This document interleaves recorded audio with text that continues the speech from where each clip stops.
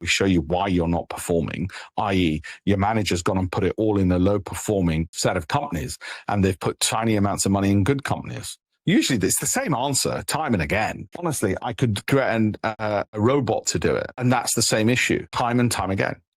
And why is that a problem? Let's imagine you got 500,000. If you can get that growing at 10%, which is, let's just say you just track the market and the market continues doing that.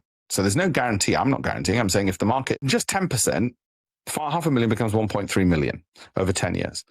If you get 4%, which is your St. James's Place typical nonsense, you're going to have 3/4, let alone inflation, That's just growth. That's why saving more is what your IFA wealth manager wants, because they want more of your money in their hands. Okay, that's them saying, save more, save more. Retire later is what they want, because you can keep paying them fees for longer. They'll never tell you, why don't we go for more growth? They'll never say that, because that means you leave them sooner, right? And that's growth is what I want you to do. I want you to do growth. I've written about it in my books. You can download free copies of the books from alpeshpatel.com. If you've not seen the books, okay? Right, there's 18 of those. I won't go into that one. What I want to say is check out that if you want to see how to do it properly. I'm going to answer some of your questions as well. What have we got? My son loved Lego, still does age 26. Well, I do it with my son. I think it just makes people see things. Retire. What other questions have we got? Ask me them again if I haven't answered it already, and I've got bunches from TikTok as well. I'm sure they want to ask me questions as well. I'll answer them in case I've missed the question. I'm going to go through the slides again in reverse, and I also want to use some more things as we go on. So just as a recap for those who might have started a bit late, okay, we're going to go through that. Very simple. Why you're underperforming: over diversification, spray and pray. Fund managers do restricted investments. Okay. Oh, I've kept it to under an hour. This is what we want. Can we guarantee it? No, of course we bloody can't. Wish I could. But you still only, whether you get that or not, you're only going to put 5% of your portfolio in it. And then you're going to rebalance annually. It might end up as 20% of your portfolio. A couple of my stocks, Seagate and Western Digital, this year ended up ridiculously large sums. In past years, Nvidia was ridiculously large. And then I rebalanced back down. Why do you rebalance down? Why are you so boring? Look, you don't have to be boring if you don't want to. It's just that I've got academic literature on my side, which says the way I'm doing it is the sensible long-term way of growth. Okay. I'm going to go through these. Let's go through the chats. Anything I've missed? Oh, wait a minute. Are there any stocks that would be worth considering at current prices? Yes, Melly, there are. There's lots, but it's not the stock I want you to think of. It's the portfolio. If I give you a stock, let's say Western Digital, there you go. What are you going to do? Put all your money in it? That'd be a bit silly, wouldn't it? You got to look at the whole portfolio. How does it sit with everything else? Gold is really simple. Either you want to own it or you don't. If you want to own it, you're going to have it for the long term because you're not going to be a trader.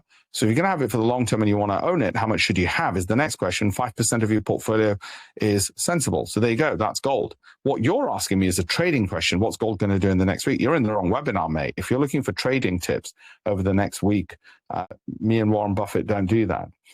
When you trim, what do you do with the extra, say, 2% hold as cash? No. So rebalancing actually sounds simple, but it's a bit more complicated than that. Let's assume you don't do it intra-year. Let's say one stock doesn't become 50% of your portfolio intra-year, in which case you might want to trigger an within the rebalance. With the extra cash, you can either create a brand new portfolio or you just spread it so everything becomes 2.5% or 5% again. Simple maths. Okay, you got a portfolio of 20 stocks. You start the year with 5% in each. By the end of the year, it all doubled, but one of them went up tenfold. You bring them all back to what would be 5% now equally. If you can't do the maths on it, just get AI to do it, because it is a bit tricky, actually, the maths. Personally, I'd just put it into ChatGPT and say, look, I started off with this. This is what it is now. How do I rebalance this to equal weights at the end of the year? And it'll do the maths for you. And it'll say, right, you need £10,000 in each stock now. You started the year with 5,000 in each. You now need 10,000 in each, because you've gone from 5 times 20, 100 to £200. Okay, it's a bit of maths, but you can do it. What time frame and technical rule constitute a trend break for each of the 5 pillars for each closer to those breaks occur, and what triggers re-entry? Let me see if I've got that right. It's not a trend break I'm looking at. So let me just show you what's going on with the S&P 500. Okay, let me answer that this way, because I'm not looking at a trend break. Okay, we look at the S&P 500. I'm looking for a daddy bear. I'm just looking, if that falls below its own moving average and the MACD on the monthly, then I'm looking to be getting out of it. If it's also across all the other stocks, that's it. We're not looking for a trend break. I can give you a lecture on trend line breaking, but I've got a free whole bunch of videos on that. Just go to trading-champions.com. Okay, and it'll go into that. We're just looking for a daddy bear. That's it. Pretty straightforward and simple. Don't forget all the tools. Oh, I've got to show you a few more things. I'm on YouTube and I've done a whole load of videos there as well. Like, do you go all in? Do you buy Europe? So a bit of what's in here, but in easier to understand snippets. And you'll also see some of my BBC stuff and the like as well, if you're interested in all of that.